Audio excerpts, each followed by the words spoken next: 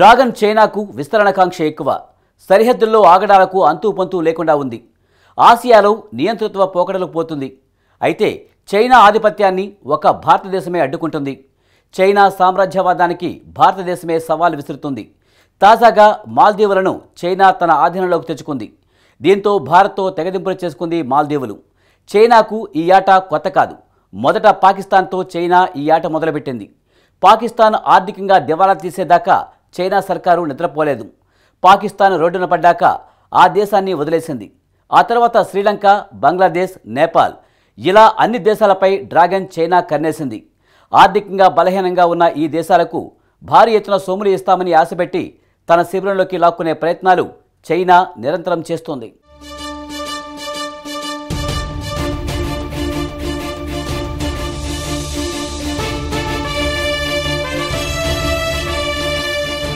China ఆగడాలకు అంతుపంతు లేకుండా పోతోంది. పొరుగు దేశాలతో కయ్యానికి సై అంటోంది.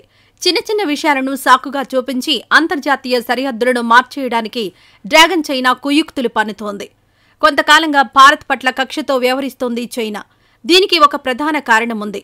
ఆసియాలో చైనా ఆధిపత్యాన్ని మొదట్నుంచి వ్యతిరేకిస్తోంది భారతదేశమే. ఇక్కడ డ్రాగన్ చైనా కుయుక్తులను అర్థం చేసుకోవడం అవసరం. ఆసియాలో డ్రాగన్ చైనా నియంతృత్వ పోకళ్లు పోతోంది. అయితే చైనా పెత్తందారీతనాన్ని భారత్ అడుగడుగునా అడ్డుకుంటోంది. దీంతో భారత్ను డ్రాగన్ చైనా టార్గెట్ చేయడం ప్రారంభించింది. భారతదేశాన్ని రాజకీయంగా దెబ్బతీయడమే చైనా లక్ష్యంగా పెట్టుకుంది. ఇందులో భాగంగా సరిహద్దుల్లో ఒప్పందాలను ఉల్లంఘిస్తోంది. అరుణాచల్ ప్రదేశ్ లాంటి కీలక ప్రాంతాల్లో అక్రమ నిర్మాణాలు చేపడుతోంది. అంతిమంగా ఉద్రిక్తతలు రాజేస్తోంది.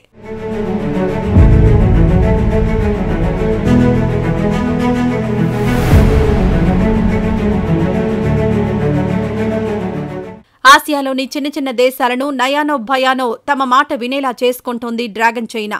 ఇరుగు పొరుగు దేశాలు తమ ఆదేశాలు వినేటట్లు చేసే విద్యలో చైనా ఆరితేరింది. తాజాగా మాల్దీవులను బుట్టలో పడేసింది చైనా. వాస్తవానికి మొదట్నుంచి భారత్కు మాల్దీవులు మిత్రదేశం. మాల్దీవుల ప్రధాన ఆదాయ వనరు పర్యాటక రంగమే. మాల్దీవులకు ప్రపంచవ్యాప్తంగా అన్ని దేశాల నుంచి టూరిస్టులు వెళ్తుంటారు. అయితే మాల్దీవులకు వెళ్లే పర్యాటకుల్లో ఎక్కువ మంది భారతీయులే. ఆ విధంగా మాల్దీవుల ఆర్థికాభివృద్ధిలో భారత్ కీలక పాత్ర పోషిస్తోంది. ఇది ప్రతి ఏడాది జరుగుతున్నదే.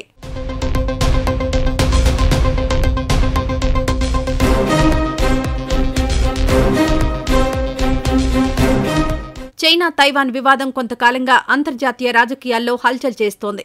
తైవాన్ను కబళించడానికి కొన్నేళ్లుగా చైనా ప్రయత్నాలు ముమ్మరం చేసింది. ఇందులో భాగంగా గతంలో తైవాన్ చుట్టూ చైనా యుద్ధ నౌకలు మోహరించింది. రణక్షేత్రాన్ని తలపించేలా సైనిక విన్యాసాలు చేపట్టింది. అంతేకాదు కీలకంగా మారిన తైవాన్ జలసంధిని మింగేయడానికి డ్రాగన్ చైనా తహతహలాడుతోంది. తైవాన్ వివాదం రూపంలో ప్రపంచం ముంగిట మరో పెనుముప్పు పొంచి ఉందని అంతర్జాతీయ వ్యవహారాల నిపుణులు అంటున్నారు.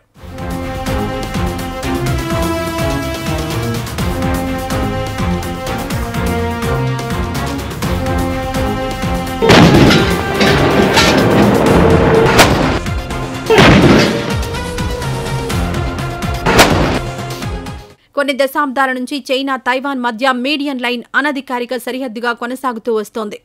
అయితే మీడియన్ లైన్ను అధికారికంగా సరిహద్దుగా రెండు దేశాలు ఏనాడూ అంగీకరించలేదు. తైవాన్ తమ భూభాగమే అన్నది డ్రాగన్ చైనా వాదన. కాదు, తమది స్వతంత్ర దేశం అంటోంది తైవాన్.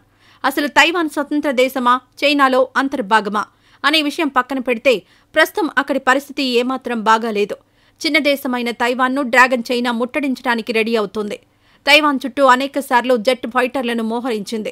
జలసంధిలో తనిఖీలు చేపట్టి తైవాన్ను కవ్విస్తోంది.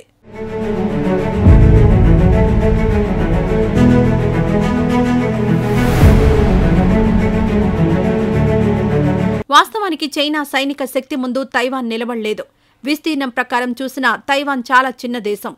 యుద్ధ విమానాలు, సైనిక విన్యాసాలు చూసి తైవాన్ బెంబేలెత్తుతోంది. ఏ క్షణం చైనా దాడులు చేస్తుందోనని తైవాన్ భయపడుతోంది. ఒకవేళ చైనా దాడులు చేస్తే సాయం చేయాలంటూ ప్రపంచ దేశాల వైపు చూస్తోంది. తైవాన్ మీద చైనా దాడులు చేస్తే పరిస్థితి ఏమిటన్న ప్రశ్న తెరమీదకొచ్చింది.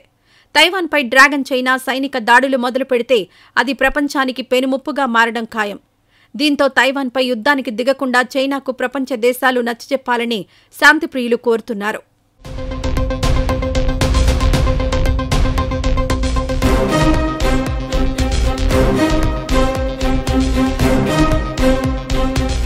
ఆసియాలో శాంతికి చైనా నుంచి పెను ప్రమాదం ఉందంటున్నారు అంతర్జాతీయ వ్యవహారాల నిపుణులు. ఆసియా రాజకీయాల్లో పెద్దన్న పాత్ర పోషించడానికి డ్రాగన్ చైనా తహతహలాడుతుంది. అయితే చైనాకు ఒక భారత్ నుంచే తీవ్ర వ్యతిరేకత వ్యక్తమవుతుంది. ఈ విషయంలో భారత్కు ఇతర దేశాల మద్దతు అవసరం.